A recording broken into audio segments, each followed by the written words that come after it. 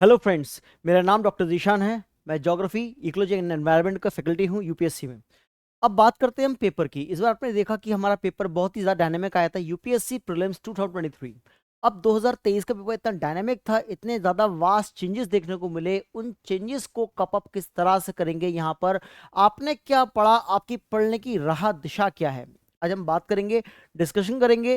Paper पे geography में कितने क्वेश्चंस आए इकोलॉजी एनवायरनमेंट के, और कौन से सही होंगे, कौन से नहीं होंगे, सही है तो क्यों है, नहीं है तो क्यों है, इस पर डिस्कशन करेंगे दोस्तों। बने रहिए एंड तक मेरे साथ, डॉक्टर जीशान के साथ। अब अगर आपको कंप्लीट प्रिपरेशन करनी है यूपीएससी की, यूपीएससी सिविल सर्विसेज की तैयारी करनी है आपके पास, आप प्री मेंस प्लस ऑप्शनल अगर ज्योग्राफी रखना है आपको, तो आप एग्जाम से जुड़ सकते हैं। यहाँ पर आपके पास फॉर्म मिलेगा आपको गो लिंक पे, आप फॉर्म भरिए तो आपको पूरी गाइडेंस, अंडर प्रॉपर गाइडेंस आपको रखा जाएगा यूपीएससी के लिए। देखते हैं क्वेश्चन। मैं सिर्फ ज्योग्राफी के क्वेश्चन सॉल्व करूंगा यहाँ आपके लिए। देखते हैं, देखिए हमारे पास ज्योग्राफी का पहला क्वेश्चन 21 नंबर से इस सेट के अंदर, इस सेट से क्वेश्चन नंबर 21 हमारे पास ज्योग्राफी का स्टार्ट होता है इससे। देखिए,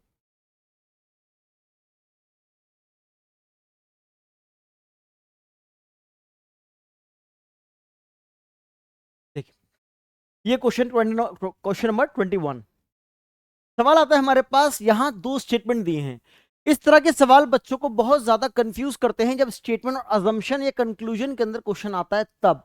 कंफ्यूजन क्या है, कुछ भी कंफ्यूजन नहीं होती, बट दिक्कत क्या है, हमारे कॉन्सेप्ट अगर क्लियर नहीं है तो यहां क्वेश्चन में अटकते जरूर हैं। पहला पॉइंट देखेंगे क्या बोलता है statement 1। India despite having uranium deposit depends on coal for most of its electric production. मतलब भारत के अंदर यूरेनियम डिपॉजिट है, बिल्कुल है भारत के पास यूरेनियम डिपॉजिट, उसके बाद भी हमारे पास में डिपेंड, निर्भर किस पे रहना पड़ता है, कोयले पे। मतलब कोयले से बिजली बनाने के लिए कोयले पे निर्धारित रहना पड़ता है। बिल्कुल सही बात है, बिल्कुल सही। हमें देखना है सही क्या है, गलत क्या है। इसका मतलब ये वाला पॉइंट मेरा बिल्कुल सही है, पहला स्टेटमेंट यहां पर। क्योंकि हम बात करेंगे थोरियम में तो इंडिया एक नंबर पे आता है वर्ल्ड के अंदर, और यूरेनियम भी इंडिया में पाया जाता है। अगला सवाल, स्टेटमेंट 2 कहता है हमारे पास, uranium enrich to the extent at least 60% is required for the production of electricity. मतलब बिजली बनाने के लिए यूरेनियम का 60% चीजों का योगदान है, नहीं है दोस्तों। ये अगर बिजली बनाने के लिए यूरेनियम का ओनली 5% योगदान होगा तो इसका मतलब होता है स्टेटमेंट 2 गलत होता है हमारे पास। यहां अगर पहला सही है दूसरा गलत है, इसका मतलब हम लोग क्या बोल सकते हैं इसके अंदर, तो आंसर मेरा क्या होना चाहिए इसमें। देखिए, statement 1 is correct but statement 2 is incorrect. मतलब सी मेरा आंसर होगा इस क्वेश्चन का। क्वेश्चन नंबर 21 का आंसर क्या होना चाहिए, सी आंसर होना चाहिए यहां पर, और सी ही आंसर होगा आपके सामने। आई थिंक इतनी बात क्लियर है आपको। ठीक, चलिए अब आते हैं क्वेश्चन नंबर 22 पे। क्वेश्चन नंबर 22 हमसे बोलता है कि यहां भी दो स्टेटमेंट दिए, स्टेटमेंट 1 और स्टेटमेंट 2 दिया हुआ है हमें। पहला स्टेटमेंट कहता है marsupials are not naturally found in India. हमारे पास एनिमल्स है मार्सुपियल एनिमल्स, ठीक है। एक होता है मार्सुपियल एनिमल्स होते हैं, एक होता है प्लैटिपस एनिमल्स, ठीक है। Platypus animals are those animals which lay eggs. Platypus वो जानवर होते हैं, वो मैमल्स होते हैं जो अंडे देते हैं। और मार्सुपियल्स एनिमल के मोस्टली क्या होता है, आगे पाउच होता है बॉडी के अगले, कैंगरू। मार्सुपियल क्या होता है, कैंगरू, कंगारू होता है। तो ये आपको अगर मैंने मार्सुपियल पता है, कंगारू से एग्जांपल है, तो आप आसानी से क्लिक कर सकते हैं। कैसे क्लिक करेंगे, पहला सवाल देखिए, मार्सुपियल एनिमल्स हमारे पास मोस्टली कहां मिलते हैं, ऑस्ट्रेलिया में और साउथ अमेरिका में। कॉमन सी बात है, ऑस्ट्रेलिया एंड साउथ अमेरिका में मार्सुपियल्स की बहुत सारी स्पीशीज मिलती है, प्रजातियां मिलती है। इसका मतलब इंडिया में नहीं पाया जाता, बिल्कुल सही बात है। तो हमारा पहला स्टेटमेंट सही हो गया, नॉट लिखा है इसलिए सही हो गया। अगर लिखा होता इंडिया में पाई जाती तो गलत होता ये। अगला point, marsupials can thrive only in mountain grassland with no predators। भैया मोन्टेन ग्रासलैंड मतलब पर्वतीय, अगर हमारे पास मार्सुपियल पर्वतीय क्षेत्र में रहते हैं, पाए जाते हैं, इसका मतलब दोस्तों क्या होता है कि अगर मैं ऑस्ट्रेलिया की बात करता हूं, अगर आपको ऑस्ट्रेलिया का मैप पता है तो आपको पता होगा ऑस्ट्रेलिया के 2/3 भाग, 2/3 एरिया डेजर्ट। ऑस्ट्रेलिया में डेजर्ट बहुत सारे हैं, like Simpson Desert, Sturt Stony Desert, Victoria Desert, ठीक है, ग्रेट सैंडी डेजर्ट। ये सब क्या है, ऑस्ट्रेलिया के डेजर्ट से, ठीक है। जब ऑस्ट्रेलिया में इतने सारे डेजर्ट से, ऑस्ट्रेलिया में जो माउंटेन रीजन मिलेगा वो ऑस्ट्रेलिया के ईस्टर्न पार्ट मिलेगा, पूर्वी भाग में। तो पूरी तरह माउंटेन तो है नहीं, तो ये क्या कहता है यहाँ पर मार्सुपियल्स क्या नाम है, कहां पर ओनली लिखा है, ओनली इन माउंटेन ग्रासलैंड में मिलते हैं, सिर्फ वहां पर जहां कोई प्रेडेटर नहीं होता, ये बोला गया। तो सिंपली साफ साफ आंसर हमारा गलत हो गया, क्योंकि ऑस्ट्रेलिया में माउंटेन कहां है, ईस्टर्न पार्ट में है, इसको कहते हैं ग्रेट डिवाइडिंग रेंज। क्या कहते हैं, ग्रेट डिवाइडिंग रेंज। और ग्रेट डिवाइडिंग रेंज की सबसे ऊंची चोटी माउंट कोसिस्को होती है, आपने पढ़ा होगा, मैंने पढ़ाया भी है क्लास में ये वाली चीज आपको यहां पर। तो स्टेटमेंट 1 सही है 22 का, ठीक है, मतलब पहला स्टेटमेंट मेरा सही है, तो हम कह सकते हैं यहां पर statement 1 is correct and statement 2 is incorrect. तो answer is C, 22 number question का होता आंसर सी होगा सही। Is that clear? आगे चलते,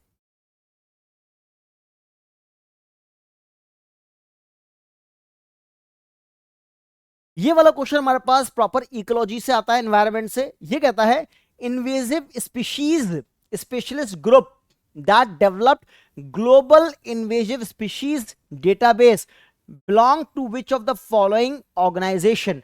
आपने यहां सुना होगा, बार बार करंट अफेयर्स आपने पढ़ा होगा, यहां पर दोस्तों आपको करंट अफेयर्स पढ़ने की बहुत ज्यादा जरूरत है। यहां पर आपने सुना होगा red data book, red data book सुना होगा आपने, ठीक है। उससे सुना होगा आपने एक्सटिंक्ट स्पीशीज होते हैं, एंडेंजर्ड स्पीशीज होते हैं, क्रिटिकल एंडेंजर्ड स्पीशीज होते हैं यहां पर। और ये सब हमें कौन बताता है, किसके अंदर, IUCN की रेड डेटा बुक सुना होगा, IUCN international conservation of nature. आपके पास ये रहा, international union for conservation of nature, ये हमारे पास आंसर होगा। तो इसके अंदर साफ साफ ए आंसर होगा यहां पर, जब इन्वेजिव स्पीशीज के बारे में बताता है, कौन सी स्पीशीज एक्सटिंक्ट हो चुकी हैं, कौन सी एंडेंजर्ड है, कौन सी क्रिटिकल एंडेंजर्ड है। सिंपल क्वेश्चन था, डायरेक्ट क्वेश्चन है यहां पर, इसमें कोई रॉकेट साइंस नहीं है।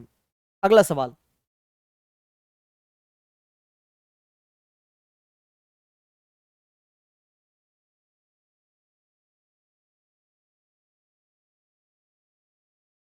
नेक्स्ट क्वेश्चन, क्वेश्चन नंबर 24 क्या बोलता है यहां पर, ये कुछ फौना है, आपने सुना होगा the area where the we have got the plants, जहां पेड़ पौधे होंगे उसको फ्लोरा कहते हैं, जहां पर जानवर मिलते हैं उसको फौना कहते हैं, ठीक है। जानवरों की बात होती है यहां पर। यहां कुछ एनिमल्स के नाम दिए हुए हैं, lion tailed macaque, Malabar civet, sambar deer. ये क्या है, हमारे पास कुछ एनिमल्स के नाम है। अब ये क्या कहता है, how many of the above are generally nocturnal, nocturnal और most active after sunset. Nocturnal का मतलब क्या होता है, अगर आपने साइंस पढ़ी है, बायोलॉजी, तो उसमें पढ़ा होगा एनिमल्स हमारे पास दो प्रजाति के होते हैं, ठीक है। एक होता है नॉक्टर्नल, एक डायर्नल। डायर्नल एनिमल्स वो होते हैं जो दिन में जागते हैं, लाइक कुत्ता, डॉग, कैट, ठीक है, बफेलो, काउ, जो दिन में जागते हैं रात में सोते हैं, उसको डायर्नल कहते हैं। नॉक्टर्नल एनिमल वो होते हैं जो रात में जागते हैं और दिन में सोते हैं, लाइक बैट, चमगादड़, लाइक आउल, उल्लू, उल्लू तो सुना होगा आप सबने, लाइक हम कह सकते हैं, और हमारे पास फॉक्स, लोमड़ी, ठीक है, जो रात में जागते हैं दिन में सोते हैं, उसको क्या कहते हैं हम लोग यहां पर, नॉक्टर्नल कहते हैं। पूछा स्पेशल नॉक्टर्नल एनिमल कौन सा, रात में जागने वाला और दिन में सोने वाला। रात में जागता है दिन में सोता है, ये दोनों रात में जागते हैं दिन में सोते हैं, इसका मतलब होता है ये दोनों हमारे एग्जाम्पल हो गए, नॉक्टर्नल के एग्जाम्पल हो गए यहां पर। और ये लायन टेल्ड मैक्यू हमारे पास ये क्या है, ये डायर्नल स्पीशीज है। ये क्या है, डायर्नल स्पीशीज होता है ये वाला। इसका मतलब डायर्नल पूछे, नॉक्टर्नल पूछे, 2 और 3 दो सही हैं, तो मेरा आंसर होगा ओनली 2, मतलब 2 स्टेटमेंट सही है मेरे पास, ठीक है। इतनी बात क्लियर है, आई होप सो। क्वेश्चन 24 ओनली 2, मतलब एक सही है, 2 सही है, 3 सही है, या कोई सही नहीं है, तो आंसर होगा ओनली 2। अगला क्वेश्चन,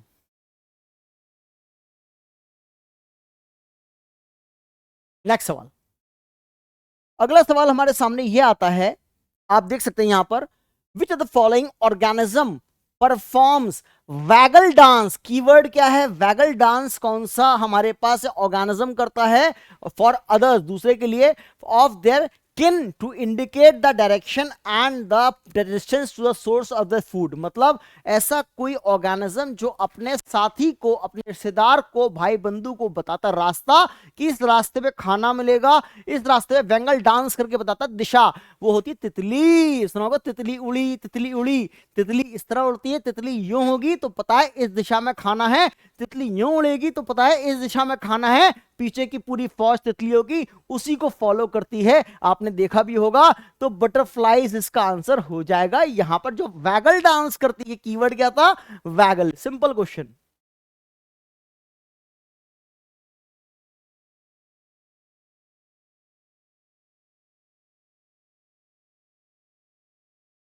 चलिए ये भी अगला सवाल हमारे इकोलॉजी से है, देखते हैं। यहां पर आपके पास कुछ स्टेटमेंट दिए हुए हैं यहां पर, किसके बारे में? मशरूम के बारे में। कहता है कुछ mushroom, some mushrooms have medicinal properties. भैया कुछ मशरूम ऐसे होते हैं उसकी औषधिक विशेषता होती है। बिल्कुल सही बात है, यहां पर यह स्टेटमेंट सही हो जाएगा। Some mushroom have psychoactive properties. बिल्कुल सही बात है, साइको एक्टिव प्रॉपर्टीज भी होती है मशरूम की। बिल्कुल सही बात है। सम मशरूम हैज इंसेक्टिडियल प्रॉपर्टीज। इंसेक्टिडियल प्रॉपर्टीज भी होती है। बिल्कुल सही बात है, ये भी मशरूम के अंदर। सम मशरूम हैव बायोल्यूमिनेस प्रॉपर्टीज। यहां मतलब मशरूम के अंदर अनेक विशेषता मिलती है। आप जानते हैं मशरूम आप लोग खाते भी हैं। कुछ मशरूम नदी किनारे होते हैं, नदी किनारे जब लगे होते हैं तो वहां जब पानी बहाव में आता है, पानी जब आता है तो साइड में क्या होते हैं? कुछ पेड़ पौधे होते हैं, हर्ब्स होती हैं, मतलब औषधियां होती हैं। उससे निकल के उसका जो रस होता है, रस पानी में मिल जाता है। वो पानी का रस क्या होता है? मशरूम के किनारे होकर निकलता है। तो उसके बाद क्या होता है? हर्बीवोरल प्रॉपर्टीज भी है, इंसेक्टिवोरस प्रॉपर्टीज भी है, मतलब बहुत सारी प्रॉपर्टीज होती है, मेडिसिनल प्रॉपर्टीज भी होती है मशरूम के पास। मशरूम खाना हेल्थ के लिए बहुत अच्छा होता है, इसीलिए मशरूम मार्केट में बहुत कॉस्टली मिलेगा। इसका मतलब मेरे पास सारे ऑप्शन सही हैं इसके यहां पर। तो हम कह सकते हैं 26 नंबर क्वेश्चन का आंसर होगा all the four. The answer should be all four. Next,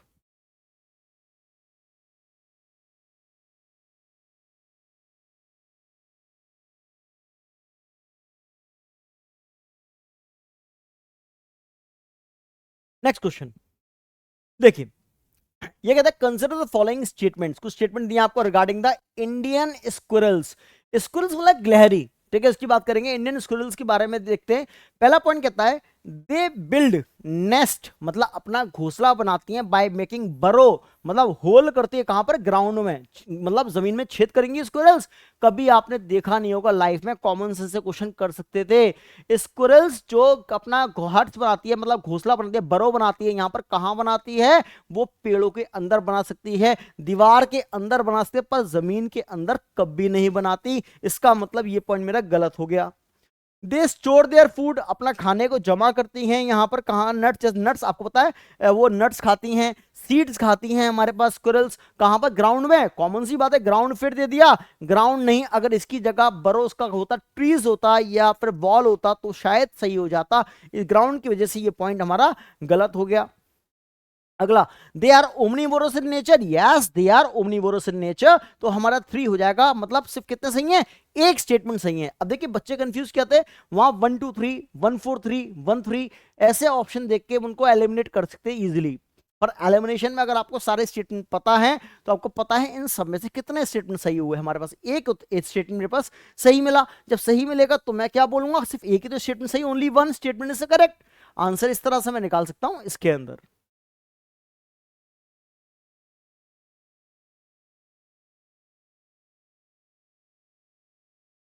चलिए अब मैं इसके बाद 27 तक हमारे पास यहाँ पर 31 से स्टार्ट करते हैं, क्योंकि ज्योग्राफी 31 क्वेश्चन से है। क्वेश्चन नंबर 31 से आपकी ज्योग्राफी मिलेगी आपको दोबारा से इसमें। जैसे एग्जांपल ये रहा, ठीक है।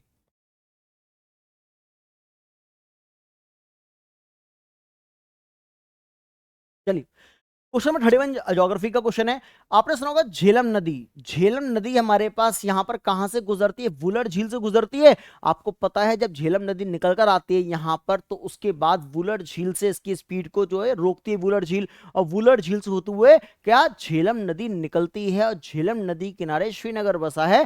क्लासेस में करा चुका हूं डायग्राम के साथ, आपको ये वाला पॉइंट आपका बिल्कुल सही है, पहला पॉइंट, ठीक है। अगला, Krishna river directly feeds. Kolleru lake, भैया कोलेरू लेक के अंदर हमारे पास कृष्णा नदी सीधे गिरती है। भैया कृष्णा नदी सीधे ना जाके कृष्णा नदी की बहुत सारी डिस्ट्रीब्यूटरीज गिरती हैं, मतलब बहुत सारी उपसहायक नदियां जाके गिरती है, डायरेक्टली नहीं गिरती। इसने वर्ड क्या दे दिया, डायरेक्टली दे दिया, इसलिए हमारे पास ये पॉइंट गलत करना पड़ेगा मुझे, चाहते ना चाहते, क्योंकि डायरेक्टली दिया हुआ है इसमें, तो ये गलत हो गया। अगला सवाल, मेंडेर मैं आपको बता चुका हूं मेंडेर कैसे बनता है, ज्योग्राफी में पढ़ाया है मैंने ऑलरेडी कॉन्सेप्ट पूरा का पूरा। Meandering of Gandak river formed Kanwar lake, मतलब हमारे पास मेंडेर, देखो मेंडेर क्या होता है, विसर्प कहते हैं हिंदी में, विसर्प। ये क्या होता है हमारे पास, मेंडेर होता है, ये मेंडेर, ठीक है, मेंडेर इसको कहते हैं, इस रास्ते को मेंडेर कहते हैं।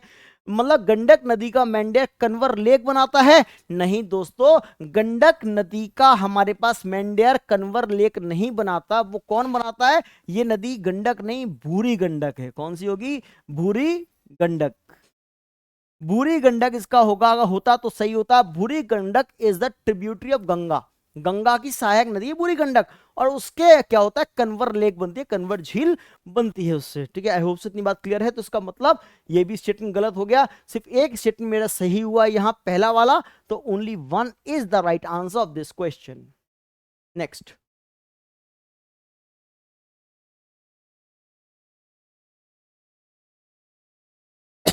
सॉरी, ये कुछ बंदरगाह है, कुछ पोर्ट्स है हमारे पास। कौन से पोर्ट किस लिए फेमस है आपके सामने ये है, ठीक है। पहला सवाल, कामराजर पोर्ट। भैया कामराजर पोर्ट सुना होगा आप सभी ने, यहां पर ये कहां है, तमिलनाडु के अंदर मिलेगा आपको। कामराजर पोर्ट कहता है first major port in India registered as a company, company के तौर पे इसको रजिस्टर्ड किया कामराजर पोर्ट को। बिल्कुल सही बात है, यह स्टेटमेंट बिल्कुल सही हो गया।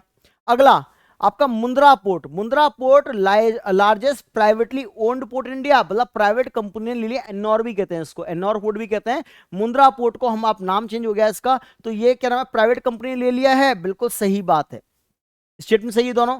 तीसरा, विशाखापट्टनम पोर्ट सुना होगा आपने, वाइजैक के नाम से आज जानते हैं इसको। विशाखापट्टनम कहां पड़ता है हमारे पास, आंध्र प्रदेश में पड़ता है, सबको पता होगा। Visakhapatnam largest container port in India, सबसे ज्यादा कंटेनर उतरते हैं विशाखापट्टनम में दोस्तों। जी नहीं, क्यों नहीं?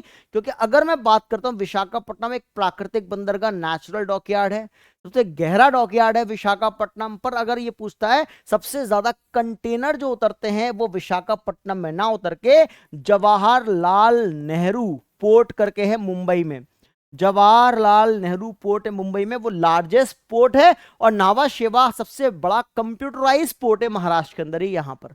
इसका मतलब ये स्टेटमेंट मेरा गलत हो गया, अगर जवाहरलाल नेहरू होता तो शायद सही होता। तो मेरे दो स्टेटमेंट सही हैं यहां पर, तो कह सकते हैं only two pairs are correct. I hope से इतनी बात क्लियर है, आगे चलते।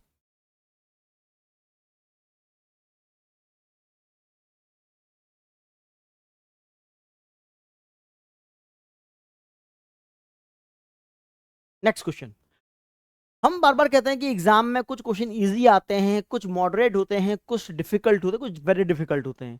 ये क्वेश्चन बड़ा कॉम्प्लिकेटेड है, बहुत सारे बच्चे, मुझे मालूम है आंसर क्या करके आए, मैं जानता हूं, ठीक है। यहाँ पर नेचुरल वेजिटेशन में हमारे पास आपने पढ़ा होगा, एवरग्रीन फॉरेस्ट पढ़ा होगा, डेसिडियस ट्रीज पढ़ा होगा आपने, यहाँ पर आपने टेम्परेट फॉरेस्ट पढ़ा होगा, ट्रॉपिकल फॉरेस्ट पढ़ा होगा, टुंड्रा रीजन पढ़ा होगा, टैगा रीजन पढ़ा होगा आपने, सेल्वास पढ़ा होगा, बहुत कुछ पढ़ा होगा आपने नेचुरल वेजिटेशन में। बट यहां से क्वेश्चन आते ही आता है, आप देख सकते हैं, आप क्या पूछ लिया, ये कुछ पेड़ों के नाम दिए हैं आपको, और ये इसके साइंटिफिक नेम है पेड़ों के, ठीक है। अब क्या पूछता है, इनमें से कौन सा डेसिडियस ट्रीज है? डेसिडियस को होता है पड़पाती वन, पड़पाती वन कौन सा है? देखिए सिंपल वे में अगर मैं बात करूं तो टीक का जो पेड़ होता है वो डेसिडियस ट्री होता है, सबको पता है यहां पर। तो ये एक स्टेटमेंट तो मेरा ठीक हो सकता है ये वाला, ठीक है।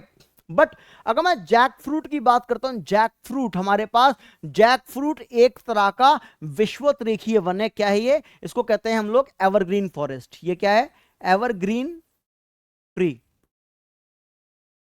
एवरग्रीन मतलब सदाबहार वन में पाया जाता है जैकफ्रूट। सदाबहार वन एवरग्रीन फॉरेस्ट को कहते हैं। इक्वेटोरियल हॉट वेट फॉरेस्ट जो 0 डिग्री इक्वेटर से 10 degree north of equator and 10 degree south of equator पाए जाते हैं। तो ये इक्वेटर हो गया, तो इसका मतलब ये पॉइंट मेरा कट गया। महुआ, बहुत सारे बच्चे मैंने देखा कि महोबा को बोलते हैं कि महोबा हमारे पास यहाँ पर, इसमें मैं भी कंफ्यूज हो गया था बहुत ज्यादा, क्योंकि मैंने भी लगभग महोबा को डेसिडियस में ही काउंट किया था, डेसिडियस ही होता है, बट डेसिडियस नहीं है। महोबा की बात करेंगे, महोबा हमारे पास ये एवरग्रीन फॉरेस्ट में भी आता है, एवरग्रीन, और ये सेमी एवरग्रीन में आता है, सेमी एवरग्रीन में आता है। डेसिडियस जैसी कुछ क्वालिटी होती है, उस कुछ क्वालिटी की वजह से अगर हम अगर पूछूं प्रॉपर डेसिडियस कौन सा है, तो प्रॉपर डेसिडियस सिर्फ टीक है। ये डेसिडियस में आ सकता है पर कंप्लीटली नहीं आता, इसके लिए हमारे पास ओनली वन स्टेटमेंट करेक्ट होगा। यहां बहुत सारे बच्चे दो स्टेटमेंट सही करके आए एग्जाम में, तो यहां आपको गड़बड़ मिल सकती है एग्जाम में, क्योंकि ये थोड़ा सा टिपिकल क्वेश्चन है, डिफिकल्ट लेवल का क्वेश्चन बनाया गया एग्जामिनर द्वारा। यहां पर देखते हैं आगे नेक्स्ट क्वेश्चन।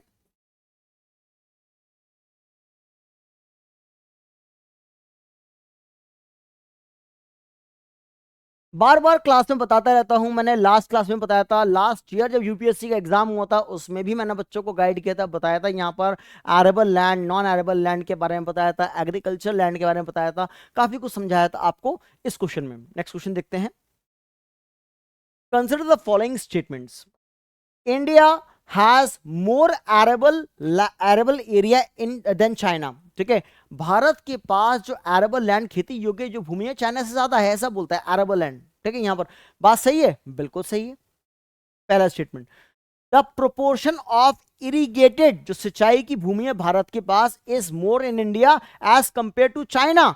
क्या बात सही है भैया? इंडिया में सिंचाई की भूमि, अगर मैं भारत की बात करता हूं, भारत में 48% भूमि सिंचाई की है इंडिया में इस टाइम, और चाइना में 41% भूमि है सिंचाई की, इरिगेशन की इस टाइम। इसका मतलब इंडिया में ज्यादा है, स्टेटमेंट ज्यादा ही तो पूछ रहा है, बिल्कुल सही है ये स्टेटमेंट, तो मतलब दो स्टेटमेंट सही हो गए मेरे। तीसरा, the average productivity per hectare, अब कीवर्ड क्या है मेरा?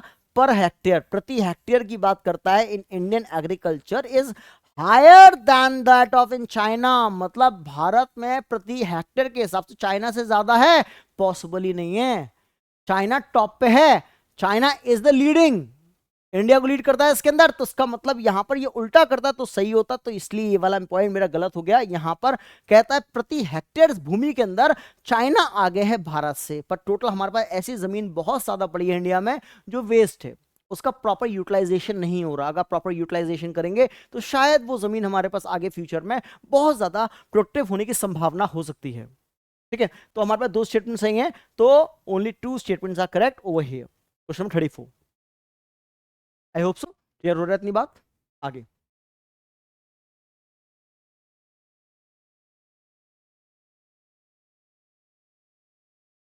This question is also tricky question, थोड़ा ट्रिकी टाइप का क्वेश्चन ही वाला। यहां पर which one of the following is the best example of the repeated falls in sea level. ठीक है, giving rise to present day extensive is a keyword, extensive marshland.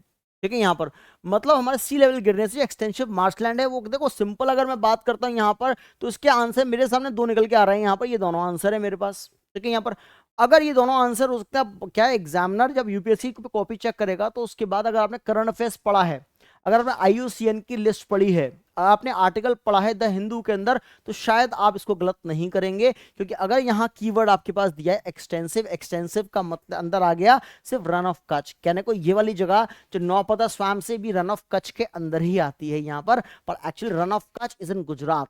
ठीक है, दैट्स व्हाई इट्स करेक्ट। ठीक है, बड़े form में देखेंगे run of Kutch मेरा सही होगा, और वैसे अगर देखें तो दोनों सही है मेरे पास, एक ही जगह है। ठीक है, ठीक है, समझ में आ गया? आई होप से इतनी बात क्लियर है।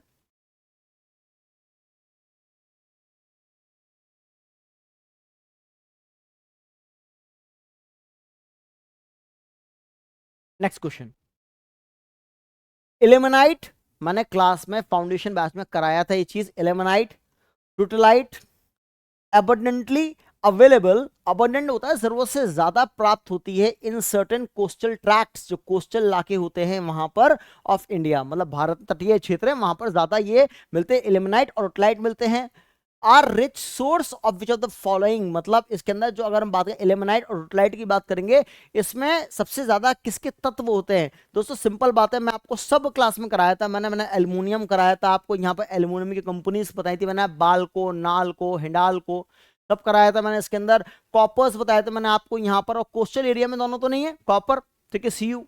ठीक है। यहाँ पर आयरन भी कराया है मैंने आपको, आयरन ओर भी कराया है यहाँ पर, बट इसके अंदर आपके इल्मेनाइट और रोटलाइट की जो चीजें मिलती हैं, जो तत्व मिलते हैं, वो टाइटेनियम में मिलते हैं। किसमें मिलते हैं? Titanium is the right answer. और इसका मतलब यहाँ ये कोस्टल एरिया में नहीं है, इसके अंदर हमारे पास टाइटेनियम हमारे पास मिलता है। यहाँ पर कहां पर? इसके अंदर इल्मेनाइट और रोटलाइट के अंदर। आई होप इतनी बात क्लियर।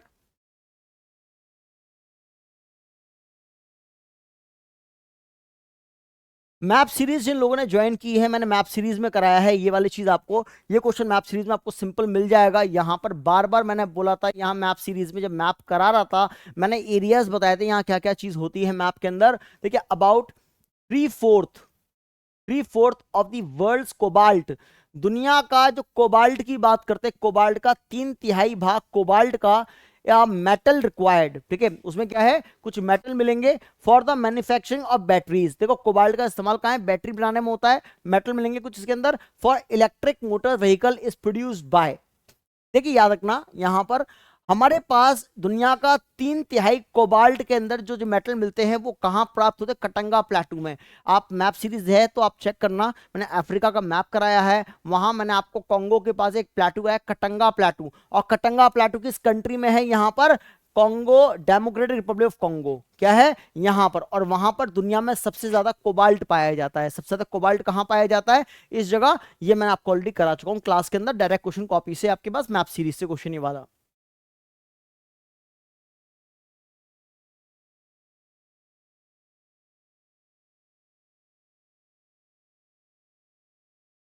देखिए अगला क्वेश्चन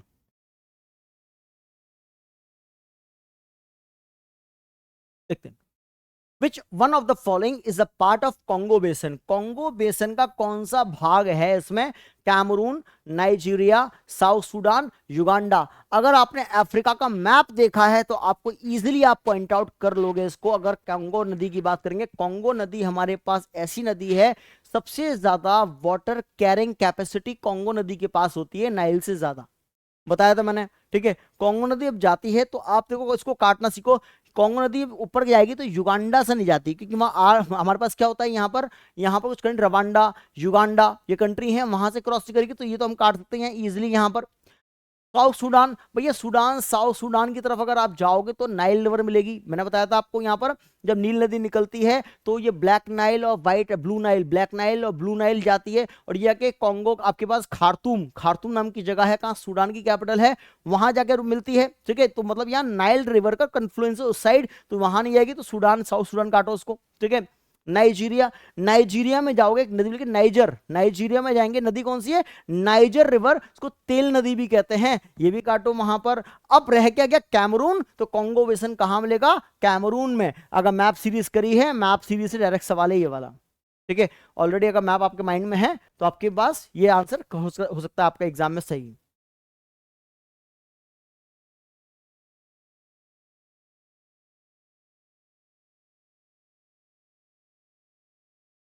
नेक्स्ट, ये भी मैंने मैप में कराया था आपको, सेम क्वेश्चन एग्जाम में। देखो आपको पेपर टफ लग रहा होगा अगर या ढंग से पढ़ के गए होगे, या देखो बहुत से लोगों ने मैप लिया है, मैप पढ़ा भी है, पर मैप को सीरियसली ना पढ़ने वालों को दिमाग के ऊपर निकली होगी चीजें, जिन्हें सीरियसली डेस्परेटली पढ़ा है तो कितनी मैक्सिमम चीजें मैंने यूपीएससी के मैप में आपको क्लियर कराएंगे। आप देख सकते हैं यहाँ पर, देखिए अमरकंटक हिल्स पढ़ाया था मैंने, अमरकंटक पढ़ाया था, इसका एक्सटेंशन पढ़ाया था, महाराष्ट्र प्लेटू पढ़ाया था आपको मैंने, यहाँ पर हरीशचंद्र रेंज पढ़ाया था मैंने आपको, बहुत कुछ पढ़ाया है इसके अंदर मैप से, वेस्टर्न घाट, ईस्टर्न घाट, सब हिल्स पढ़ाई, सारे माउंटेन रेंजेस पढ़ाए थे इंडिया के टोटली।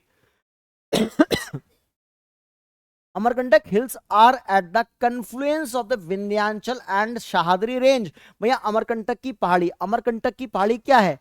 अमरकंटक की पहाड़ी हमारे पास सतपुड़ा का तो एक्सटेंशन है, सतपुड़ा रेंज का एक्सटेंशन क्या है? अमरकंटक की पहाड़ी, ठीक है। पर ये क्या कहता है? ये विंध्यास का एक्सटेंशन है? नहीं, तो ये किसका? सतपुड़ा का एक्सटेंशन होना चाहिए, तो गलत हो गया यहां पर।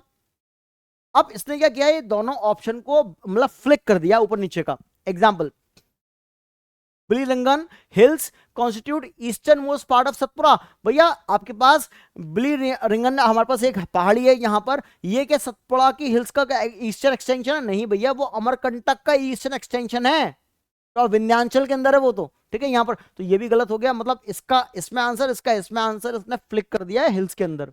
अगला, शेषचालम हिल्स, पहला सवाल, शेषचालम हिल्स कहां पड़ती है? शेषचालम हिल्स पड़ती है तमिलनाडु में, तमिलनाडु पड़ती है और ये नीलगिरी पहाड़ी के पास है। ठीक है, इसका मतलब ये कहता है Seshachalam hills constitute the southernmost part of the western Ghat. भैया वेस्टर्न घाट का सदर्न मोस्ट पार्ट तो कहां पर है आपके पास? आप कह सकते हैं यहां पर देवरमलाई पे। देवरमलाई क्या है? पहली बार नाम सुना होगा बहुत लोगों ने, देवरमलाई। देवरमलाई हिल्स हम कह सकते हैं इलायची का पर्वत, कार्डमम हिल्स की सबसे ऊंची चोटी है देवरमलाई।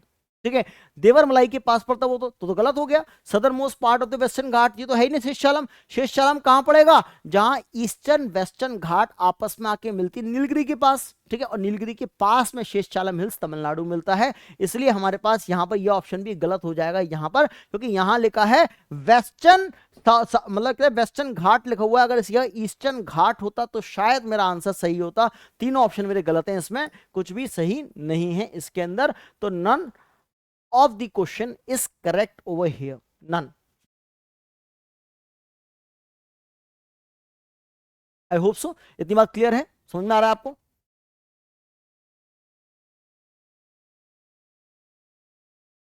चलिए आगे देखते हैं। हमारा ज्योग्राफी क्वेश्चन, क्वेश्चन 57 से स्टार्ट है ज्योग्राफी। अब क्वेश्चन नंबर 57 से ज्योग्राफी स्टार्ट है हमारे पास।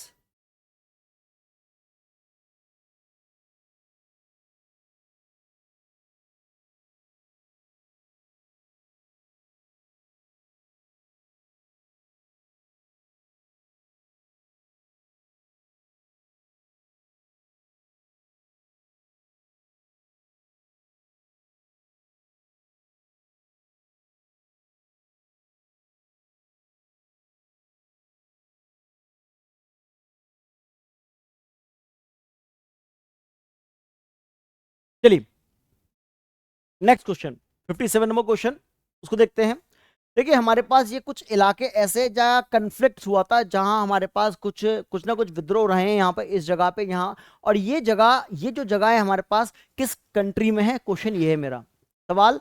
डॉनबास, काचिन और टिग्रे, तीन जगह है।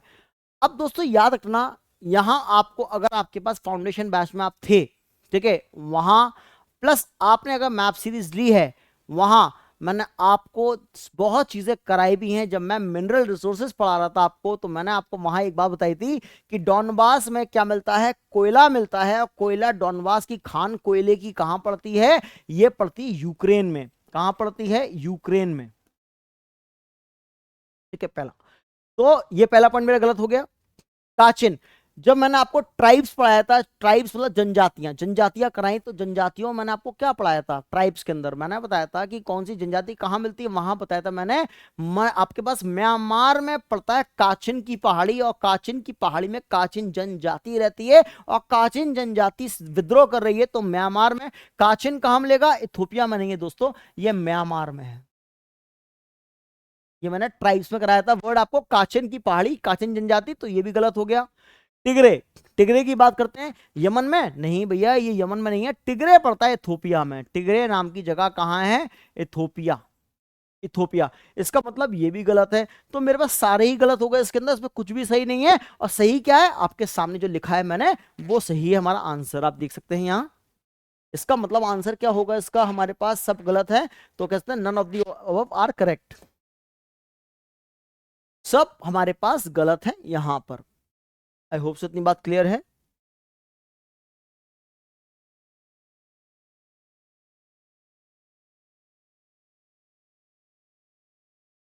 चलिए, ये थोड़ा सा हमारे करंट अफेयर से क्वेश्चन लिंक करता है, यहाँ पर थोड़ा सा पर ज्योग्राफी टच है, इसलिए मैं बता रहा हूँ आपको। यहाँ देख सकते हैं, इन द रिसेंट ईयर्स, मतलब कुछ सालों का देखा गया है, जो छड़ नाम की कंट्री हमारे पास कहाँ पड़ती है? छड़, ये पड़ती है अफ्रीका में। छड़, छड़ की कैपिटल होती है एंजामने। ठीक है, छड़ की कैपिटल हमारे पास क्या होती है? एंजामने। गिनी, गिनी की कैपिटल होती है कोनाक्री, ये भी अफ्रीका का है ना, गिनी। माली, माली की कैपिटल है बमाको, बमाको। और सूडान की कैपिटल है खार्तूम। ठीक है, ये चार कंट्री दी हमें, छड़, गिनी, माली और सूडान। ठीक है, caught the international attention for which of the following reasons common to all of them। ठीक है, यहां पर देखिए, यहां पर बड़ा कंफ्यूजन। अब यहां पर ये क्वेश्चन थोड़ा सा कंफ्यूजन वाला क्वेश्चन है, यहां पर कंफ्यूजन। अब ये डिपेंड करता है यूपीएससी के अंदर वो सही क्या करता है। मैं बता दूं कंफ्यूजन क्या है आपका इस पॉइंट में, इस क्वेश्चन में कंफ्यूजन क्या क्रिएट होता है। यहां पहला सवाल आपके सामने यहां पर देता है कि हमारे पास की कॉमन सी बात है, अगर आपने सहारा डेजर्ट देखा है, सहारा डेजर्ट, सहारा मरुस्थल देखा है, तो सहारा मरुस्थल दक्षिण की तरफ जो एक्सटेंड करता है, साउथवर्ड एक्सटेंशन करता है, वो इन कंट्रीज होके गुजरता है। ठीक है, तो एक पॉइंट तो हो सकता है southward expansion of Sahara desert हो सकता है, ये सिंपल सिंपल लैंग्वेज, इसलिए सहारा का पूरा नाम है सहारा साहेल डेजर्ट, सुना होगा साहेल डेजर्ट। सहारा की बहुत सी पॉकेट्स हैं यहां पर। यहां एक तो सिंपल वर्ड में अगर मैं ज्योग्राफी के नजरिए से इसको देखता हूं तो मेरा आंसर हो जाएगा ये सिंपल, मैं सी करके क्लोज कर दूंगा क्वेश्चन को, मेरा आंसर सही है। बट अगर मैं इसको करंट अफेयर्स के नजरिए से देखूंगा, करंट अफेयर्स के नजरिए से, तो वहां पर क्या हुआ कि वहां सक्सेसफुल कूप हो गया। कूप का मतलब होता है वहां की सेनाओं ने तख्ता पलट कर दिया, ये करंट अफेयर्स। अब कंफ्यूजन क्या है कि एग्जामिनर ने क्लियरली नहीं पूछा क्वेश्चन में कि करंट अफेयर्स की दृष्टि से पूछ रहा है या फिर आपको यहां पर स्टैटिक पोर्शन से पूछ रहा है। ठीक है, तो आंसर अब वो एग्जामिनर डिसाइड करेगा, सी होगा या डी होगा, इसका सी या डी। अगर स्टैटिक पोर्शन देखोगे तो सी आंसर लगाना, करंट अफेयर्स के हिसाब से पूछेगा तो डी लगेगा यहां, दैट्स वाई। अब वो आपका आंसर की जब ऑप्शन आएगी तब पता चलेगा इसका आंसर क्या कर सकता है।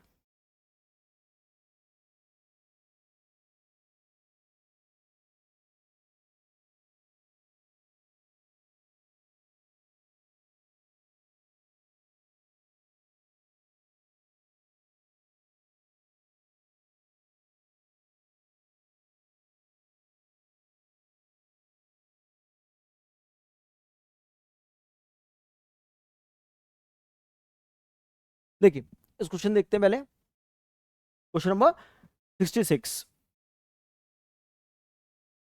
इस क्वेश्चन को देखते हैं।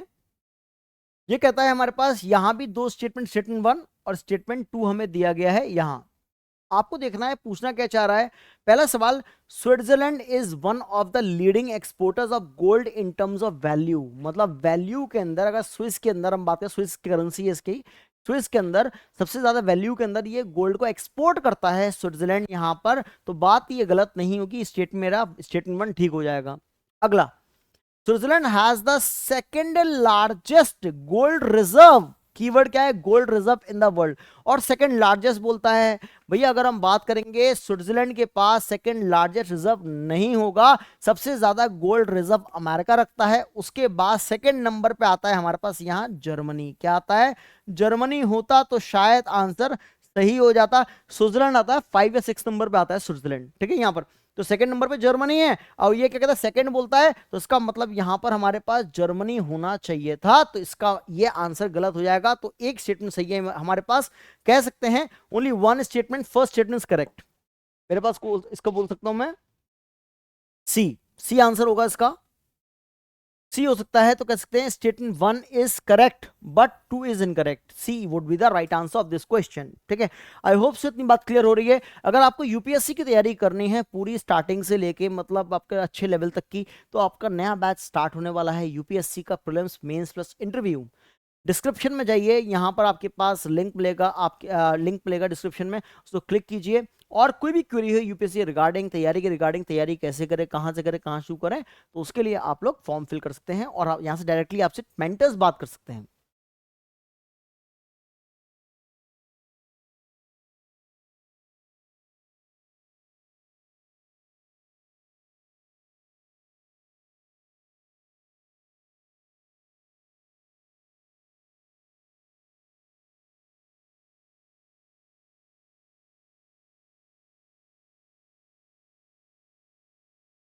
देखिए बार बार बार बार मैंने आपको एग्जाम के पर्सपेक्टिव से बताया था क्लास के अंदर, मैंने इस बार क्वेश्चन आएगा आएगा आएगा, और लीजिए क्वेश्चन आ गया 2023 के अंदर। मैंने आपको बताया था रशिया यूक्रेन वॉर चल रहा था, उसमें आपको रशिया यूक्रेन के पॉलिटिकल इंपैक्ट, ठीक है, यहाँ पर आपके पास सोशल इंपैक्ट, प्लस हमारा यूक्रेन को कहते हैं bread and basket of Europe, ठीक है, उसके बारे में पढ़ना है। इसके अलावा क्वेश्चन क्रीमिया पेनिनसुला के बारे में पूछ सकता है, 2015 जब G8 था तो G7 क्यों हुआ ये पूछ सकता है, वॉर के रीजन क्या है ये पूछ सकता है, या ये पूछ सकता है कि यूक्रेन से कौन सी कंट्री की बाउंड्री लगती है, कौन कौन सी कंट्री बाउंड्री टच करते हैं, ये सब मैंने आपको टेंटेटिव क्वेश्चन बताए थे क्लास के अंदर। और देखिए डायरेक्टली सवाल वही पूछा गया, मैंने आपको बार बार बोल रहा था कि रशिया से कहता है ये वाली सब कंट्री है, कहता है यहाँ पर how many of the above mention countries share the land boundary with the Ukraine, Ukraine से लैंड बाउंड्री कौन कौन टच करता है? सिंपल क्वेश्चन आपके सामने आ गया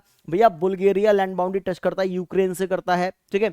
इसके अलावा हंगरी लैंड बाउंड्री टच करता है, यूक्रेन से करता है। इसके अलावा हमारे पास रोमानिया लैंड बाउंड्री यूक्रेन से टच करता है यहाँ पर, ठीक है।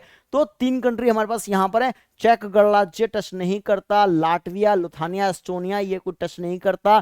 तो आंसर 1 2 3 3 स्टेटमेंट मेरे सही हैं, तो मैं कह सकता हूं यहां पर, तो 3 मेरे स्टेटमेंट सही हैं, तो only 3 would be the right answer of this question यहां पर। यानी को रशिया भी टच करता है बाउंड्री, पर रशिया ऑप्शन में हमारे पास रशिया दिया नहीं है, ठीक।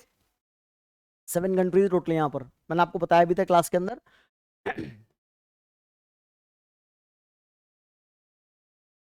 देखिए ये question, it is the difficult one. ये क्वेश्चन डिफिकल्ट है, बट जीएस वालों के लिए, जो बच्चे जीएस में तैयारी कर उनके लिए, बट जो बच्चे ऑप्शनल वाले बैच में हैं, मैं as a video proof, as a class proof दिखा सकता हूं। ये क्वेश्चन मैंने क्लास में कराया है ज्योग्राफी ऑप्शनल बैच के अंदर। अब सोचो ऑप्शनल वाले चीजों को, बेसिक कॉन्सेप्ट वहां तो डिटेल में चला तो कोई दिक्कत नहीं है, पर वो जीएस में पूछ सकता है, ऐसी उम्मीद हमने भी नहीं की थी। तो मतलब अब ऑप्शनल लेवल का कुछ ना कुछ जीएस में पढ़ाना पड़ेगा आपको, हर चीज अब डिटेल में पढ़ने की बहुत जरूरत है यहां पर। देखते हैं क्वेश्चन नंबर 72, पहला पॉइंट।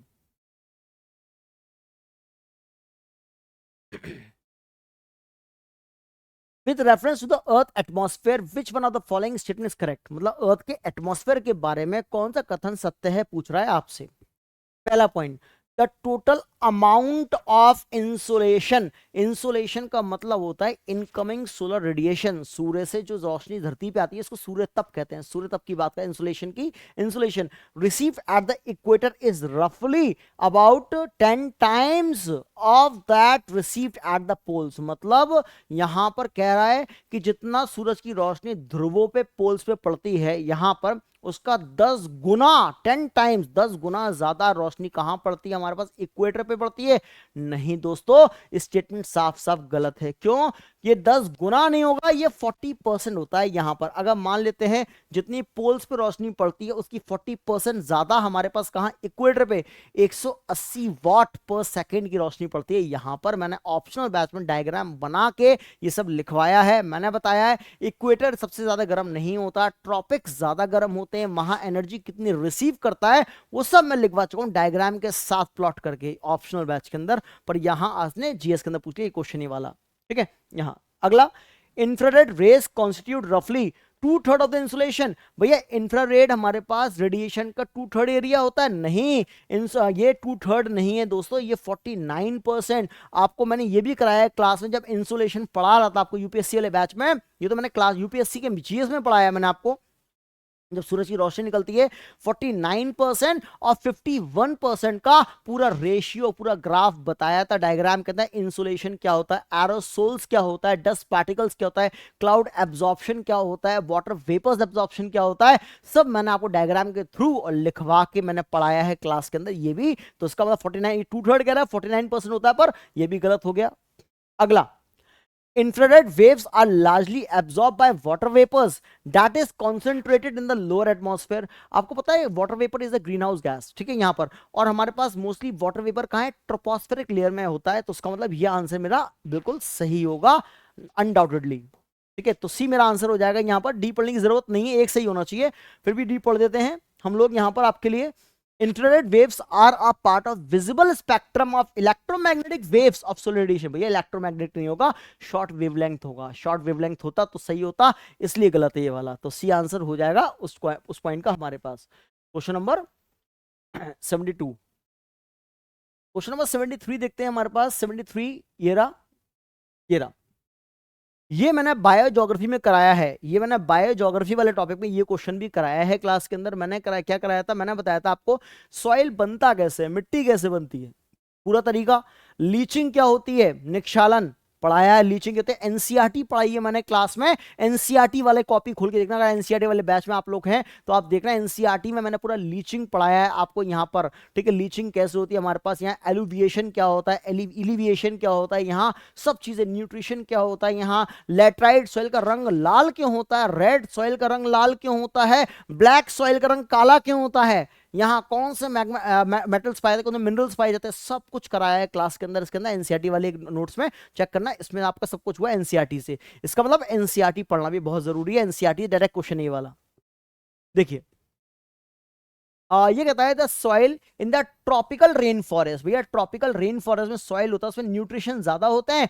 भैया यहाँ न्यूट्रिशन ज्यादा होने की संभावना ही नहीं होती। क्यों नहीं होती? ये पॉइंट गलत होता है। पहला स्टेटमेंट मेरा गलत हो गया, क्योंकि हमारे पास जब बारिश पड़ेगी, बारिश पड़ती है, पानी नहीं सोखेगा, नीचे सोखेगा, न्यूट्रिशन डिजॉल्व हो जाएंगे उस पानी के अंदर। तो रिच इन न्यूट्रिशन कैसे हुआ? हो ही नहीं सकता। तो पहला पॉइंट मेरा गलत हो गया। बायोज्योग्राफी का क्वेश्चन है ये वाला। स्टेटमेंट 2, द हाई टेम्परेचर मतलब उच्च तापमान हो गया, and moisture of tropical rain forest. और ट्रॉपिकल रेन फॉरेस्ट में क्या है? मॉइस्चर, उमस, आर्द्रता यहां पर है। Causes dead organic matters in the soil to decompose quickly. बिल्कुल सही बात है, स्टेटमेंट 2 बिल्कुल सही है, क्योंकि जब तापमान ज्यादा होगा और मॉइस्चर होगा तो क्या होगा? बायोम्स बनाएगा। क्या करेगा? वो बायोम्स बनाएगा। और बायोम्स हेल्प किसमें करेगा? सॉइल डिकम्पोजिशन का, डीके ऑफ सॉइल में हेल्प करेगा। यहां पर ये भी कराया है क्लास के अंदर। तो मतलब ये सेकंड स्टेटमेंट करेक्ट है मेरा। तो कह सकते हैं हम लोग इसका आंसर क्या हो सकता है 73 का। देखिए statement 1 is incorrect but statement 2 is correct. D answer हो जाएगा हमारे पास यहां। सिंपल डी आंसर हो सकता है यहां पर। This is the right answer.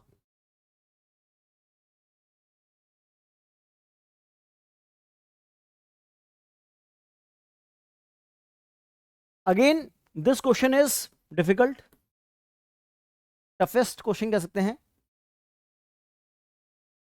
But difficult उनके लिए जो ऑप्शनल बैच में नहीं है, उनके लिए, जीएस वालों के लिए डिफिकल्ट है, क्योंकि जीएस में नॉर्मली चीजें नहीं पढ़ाई जाती वाली। बट इस बार इसने ऑप्शनल के कुछ पॉइंट्स उठा के पूछ लिए जीएस के अंदर इस बार। ठीक है, अगली बार पूछे नहीं पता, पर इस बार पूछा है पेपर को। कुछ क्वेश्चन बहुत टिपिकल बना दिए हैं। पर जिन बच्चों के पास ऑप्शनल बैच के अंदर थे, वो लोग अगर अपनी कॉपी खोल के देखना, आप लोग कॉपी के अंदर मैंने डायग्राम बनवाया था, आपको याद होगा। कॉपी के अंदर मैंने बताया था आइसोथर्मल कंडीशंस। यहाँ पर जब सर्दी का मौसम होता है, सर्दी के अंदर आइसोथर्मल के अंदर ग्राफ इस तरह शिफ्ट करता है। सर्दी में विंटर्स का ग्राफ ये होता है, विंटर्स वाला। विंटर्स का मैंने डायग्राम बनवाया था ऑप्शनल बैच में आपको, विंटर्स। और आइसोथर्मल कंडीशन में समर्स का डायग्राम जो बनवाया था मैंने, समर्स का, यहाँ समर्स का बनवाया था मैंने आपको।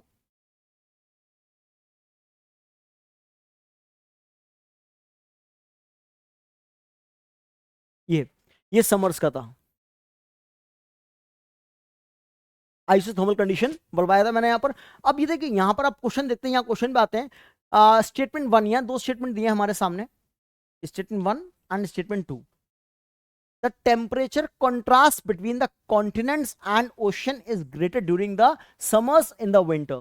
ठीक है, यहां पर सिंपल कह रहा है तो टेम्परेचर का जो कॉन्ट्रास्ट होता है गर्मी और सर्दी के अंदर, देखो कॉन्टिनेंट्स में और ओशन में, महाद्वीप और महासागर में टेम्परेचर का जो कॉन्ट्रास्ट होता है इज ग्रेटर इन समर। कहते हैं ग्रेटर ड्यूरिंग द समर कह रहा है। अब देखो ग्रेटर ड्यूरिंग द विंटर्स होता है, विंटर्स में ग्रेटर होता है, तो उसका मतलब यहां विंटर्स होता तो आंसर मेरा सही होता, विंटर्स होता। इसका पहला पॉइंट तो यही गड़बड़ करता है, इस डायग्राम से आंसर मेरा निकल के आ जाता है। मुझे आगे ज्यादा सोचना भी नहीं है इसके अंदर, क्योंकि ऑप्शनल बैच के अंदर मैंने आपको डायग्राम के थ्रू और लिखवाया भी है ये वाला पॉइंट मैंने आपको।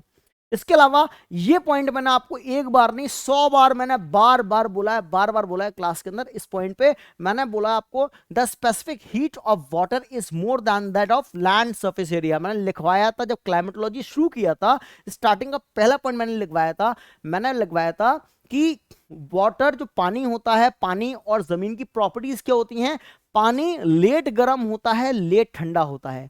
जमीन जल्दी गर्म हो जाती है, जल्दी ठंडी हो जाती है। लिखवाया था और समझाया था बार बार इसको। तो वही चीज तो पूछ रहा है आपसे, the specific heat of water is more than that of land surface. देखो हमारे पास स्पेसिफिक हीट जो पानी में है, पानी में ज्यादा देर में गर्म होता है पानी, ज्यादा देर में ठंडा होता है पानी। ठीक है, तो ये वाला पॉइंट तो सही हो गया ना यहाँ पर। और जमीन हमारे पास जल्दी ठंडी होती है और जल्दी गर्म हो जाती है यहां। तो ये वाला स्टेटमेंट मेरा सही है, 2 स्टेटमेंट, मतलब only 2, statement 2 is correct. Statement 2 देखिए यहां पर statement 1 is incorrect and 2 is correct. हमारे पास डी ऑप्शन हो जाएगा यहां। तो ऑप्शनल बैच का आपको पूरा पूरा भरपूर मजा और भरपूर फायदा क्लास के अंदर मिल सकता है। यहां पर जो पढ़ रहे हो डायरेक्ट सवाल ऑप्शनल से उठा के इसने इस बार पूछ लिया, यहां ज्योग्राफी ऑप्शनल से। ठीक है, यहां पर और इसका मैंने आपको पहले बताया था ऑप्शनल ज्योग्राफी के अंदर आपका ज्योग्राफी ऑप्शनल अगर होता है तो प्री में आपकी हेल्प कर रहा है, देखो कर रहा है प्री में। मेंस में हेल्प करेगा, बिल्कुल करेगा। 80 मार्क्स की ज्योग्राफी 150 में से, तो 250 में से आपके पास 80 नंबर, 80 से लेके 100 नंबर तक की ज्योग्राफी मिलेगी आपको, सिर्फ ज्योग्राफी। ठीक है, यहाँ पर 250 में से पेपर 1 में। ठीक है, इकोलॉजी एनवायरनमेंट वाले पेपर में देखो, पेपर 3 में वहां ज्योग्राफी आपको मिलेगी इकोलॉजी एनवायरनमेंट के अंदर। ठीक है, डिजास्टर मैनेजमेंट ज्योग्राफी है। ठीक है, करीब करीब 70-80 नंबर की वहां मिल जाएगी ज्योग्राफी। तो 500 नंबर का आपका ऑप्शनल होगा। मतलब प्री में कुछ हेल्प ज्योग्राफी करेगा, मेंस में कम से कम 200-250 नंबर की ज्योग्राफी हेल्प करता है मेंस में, और ऑप्शनल 500 नंबर। मतलब ये समझो कि कम से कम 800 से 900 नंबर सिर्फ और सिर्फ ज्योग्राफी हेल्प कर जाता है आपकी पूरी। इसलिए जो टेक्निकल बच्चे होते हैं वो geography as a optional choose करते हैं, यही रीजन है।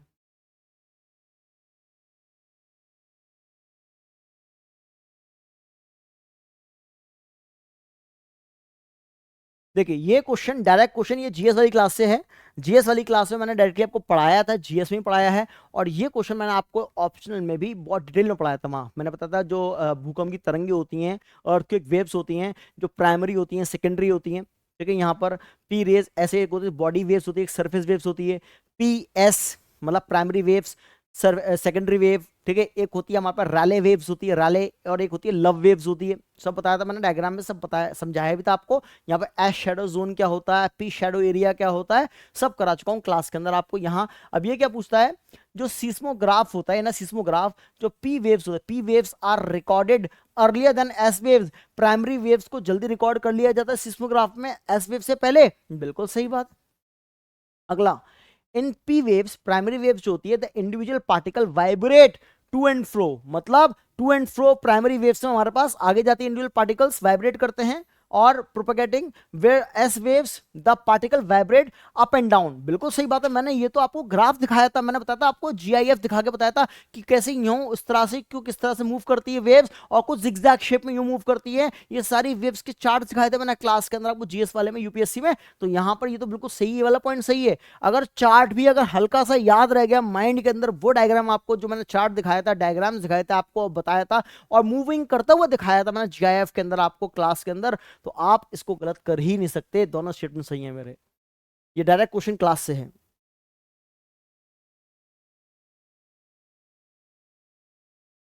Both 1 and 2 are correct. ठीक है, आई होप सो इतनी बात आपको क्लियर हो चुकी है यहां पर।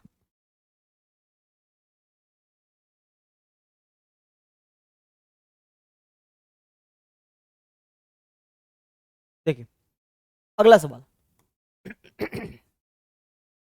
Next, with reference to the coal based thermal power plant.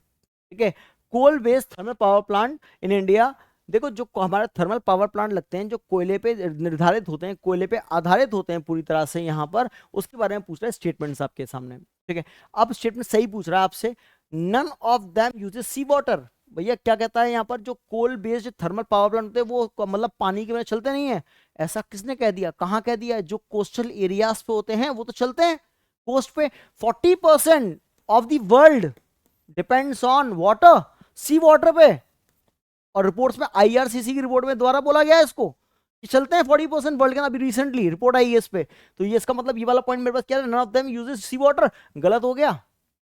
None of them is set up to water stress district. भैया वाटर स्ट्रेस डिस्ट्रिक्ट जहां पानी की कमी है वहां पर ये मतलब कोई भी नहीं मिलेंगे, ऐसा किसने कह दिया? गुजरात में नहीं है क्या? राजस्थान में नहीं है? बिल्कुल है, गुजरात।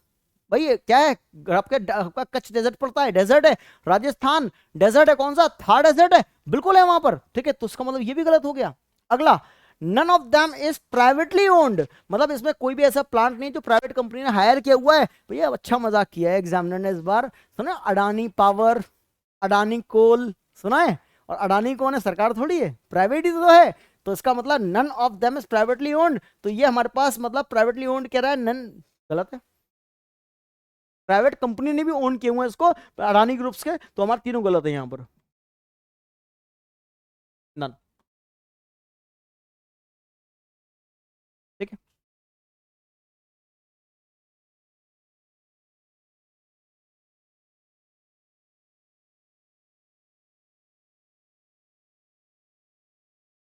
साइंस एंड टेक का क्वेश्चन ये वाला। और कौन से हैं हमारे पास? ज्योग्राफी के क्वेश्चन, लेट मी चेक। जननी सुरक्षा योजना करंट अफेयर में चला गया आपके पास। कार्बन फाइबर्स साइंस में चला गया ये वाला क्वेश्चन। एंड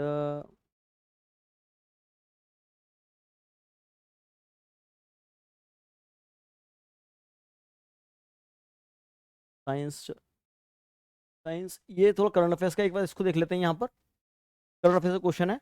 अगर आपने अखबार पढ़ते हो, न्यूज़पेपर की हैबिट है आपको पढ़ने की, तो आपने करंट अफेयर्स में बार बार पढ़ा होगा IRNSS सिस्टम, नेविगेशन सिस्टम। दुनिया में सबके अलग अलग रडार सिस्टम, दुनिया में सब लोग अलग अलग इस्तेमाल करते हैं। रिसेंट टेक्नोलॉजी के जो करंट अफेयर्स में आया है अभी हमारे पास, which one of the following countries has its own satellite navigation system. भैया कोई ना कोई कंट्री किसी भी डिपेंड होती है। मान लो इंडिया की बात करते हैं, इंडिया मिसाइल्स के लिए इजराइल पर डिपेंड है, ठीक है, वहां से मंगाते हैं। ठीक है, हम यूरेनियम की बात करेंगे, यूरेनियम सबसे ज्यादा कहाँ मिलता है? कजाकिस्तान मिलता है, ऑस्ट्रेलिया मिलता है, उस पर निर्भर है पूरी तरह से। ठीक है, यहाँ पर तो हम कहने के डिपेंड है। इसी तरह सब कंट्री जो नेविगेशन सिस्टम होता है उस पर डिपेंड दूसरे पे होते हैं, पर अपना खुद का सैटेलाइट नेविगेशन सिस्टम बनाने वाली कंट्री जो है वो जापान है। कौन है? जापान खुद का सिस्टम बनाया। करंट अफेयर्स में आया था ये, द हिंदू का आर्टिकल भी है पूरा। क्वेश्चन नंबर 87, ये साइंस एंड टेक में चला गया आपका क्वेश्चन ही वाला। ये ज्योग्राफी क्वेश्चन आ गया यहाँ पर। ये मैंने क्लास में कराया था, स्टार्टिंग इसी से हुई थी हमारे पास क्लास के अंदर, जब मैं यूनिवर्स पढ़ा रहा था। तो यहाँ नेब्यूला और पल्सर्स तो मैंने इजीली बताया था आपको यहाँ पर। अब ये सिफाइड्स क्या है? सिफाइड्स की बात करेंगे। सिफाइड्स क्या होता है पता है? इसमें क्या कर दिया इसने क्वेश्चन फ्लिक कर दिया, इसका ये होगा और इसका ये होगा। क्लिक कर दिया मतलब इसका दोनों गलत कर दिए इसने ऑप्शन। कैसे? सिफाइड्स क्या होते हैं? सिफाइड्स वो स्टार्स, वो तारे होते हैं यहाँ पर, विच ब्राइटन्स एंड डिम पीरियोडिकली। मतलब वो होता है तारे जो मतलब एकदम जलते हैं, एकदम बुझ जाते हैं, एकदम जलते हैं, एकदम चमकते हैं, एकदम बुझ जाते हैं, मतलब इस टाइप के सिफाइड्स कहते हैं, सिफाइड्स। ठीक है, इसका आंसर ये होगा, तो इसलिए गलत हो गया, इसका ये नहीं है। और नेब्यूला मैं बताया था, तारे बनते हैं हमारे पास नेब्यूला के द्वारा। नेब्यूला क्या होता है? गैसों का और धूल मिट्टी के बादल को नेब्यूला निहारिका कहते हैं, हिंदी में लिखवाया था। तो नेब्यूला अर्थ गायंट मतलब बहुत बड़े बादल होते हैं, क्लाउड्स होते हैं, dust and gases in the space. यहाँ तो मतलब इसका मिलान गलत कर रहा है ना ये यहाँ पर। बट पल्सर में आपको ऑलरेडी बताया, पल्सर मैंने बताया था तारा सुपरनोवा ब्लास्ट होता है, तो वो तारा जो घूमता है वो पल्सर के अंदर आता है हमारे पास। देखिए न्यूट्रॉन स्टार बताया था मैंने आपको। न्यूट्रॉन स्टार क्या होता है? न्यूट्रॉन स्टार स्ट्रिंग करने का ब्लैक होल बन जाता है, बता चुका हूं उसमें। Neutron stars that are formed when the massive star run out from the fuel and collapse. जो कोलैप्स होता है न्यूट्रॉन तारे के द्वारा कोलैप्स कर जाता है, उसको हम कहते हैं पल्सर। उस एनर्जी को रिलीज होती है वो पल्सर होती है। ठीक है, तो हमारा सिर्फ एक स्टेटमेंट सही है पल्सर वाला, बाकी दो गलत है यहां पर। तो हम कह सकते हैं एक स्टेटमेंट सही है मेरा, ए आंसर हो जाएगा इसका, दिस वन। अगला क्वेश्चन,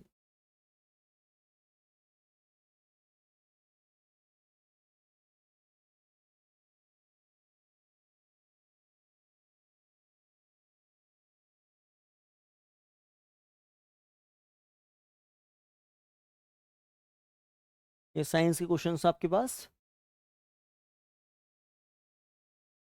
ज्योग्राफी इकोलॉजी के क्वेश्चन मैं आपको करा रहा हूं उसमें।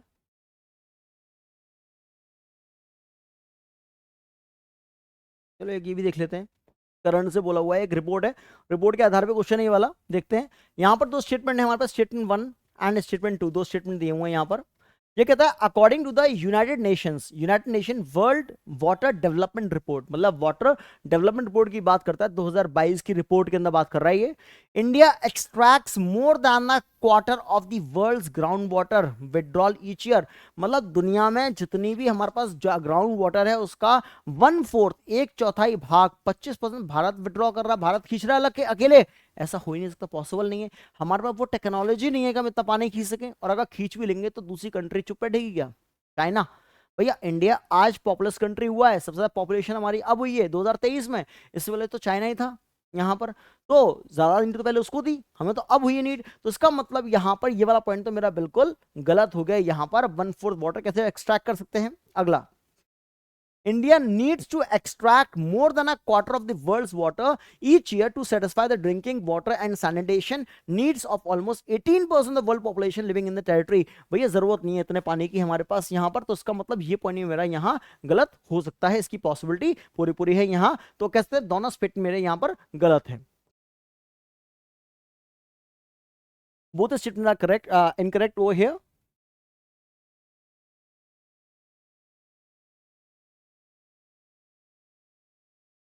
ये करंट अफेयर से क्वेश्चन पूछा गया है एग्जाम के अंदर। यहां पर देखिए, यहां पर हमने क्या देखा था, यहां कि हमारे पास आपने देखा होगा कि आज स्टार्विंग से, भूखमरी से दुनिया में जो कंट्री पढ़ लेते हैं उसके अंदर एक कंट्री सोमालिया है।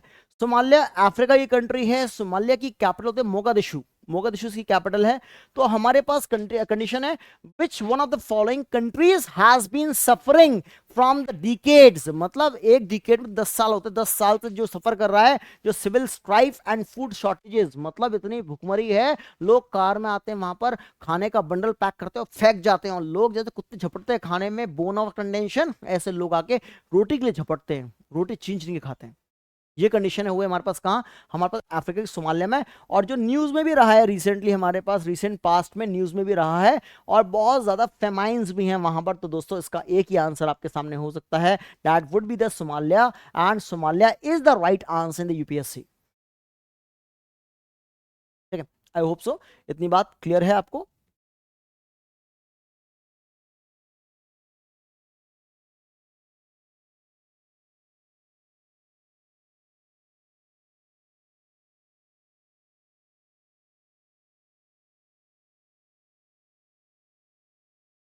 तो गाइस, ये ज्योग्राफी, इकोलॉजी, एनवायरनमेंट का पूरा पेपर डिस्कशन विद सॉल्यूशन आपके सामने है, और इसमें एग्जैक्टली 100% एक्यूरेसी जहां जहां लैकिंग है, मैंने आपको बताया लैकिंग क्या चीज़ है इसके अंदर, एग्जाम में एग्जामिनर ने कहां कहां से क्वेश्चन पुट आउट किए हैं। यहाँ पर अगर आपको यूपीएससी की तैयारी करनी है, और अच्छे से बिल्कुल बेसिक से और हाई लेवल तक, with current development and content, और बेस्ट कंटेंट के साथ, तो ज्वाइन की एग्जाम दृष्टि।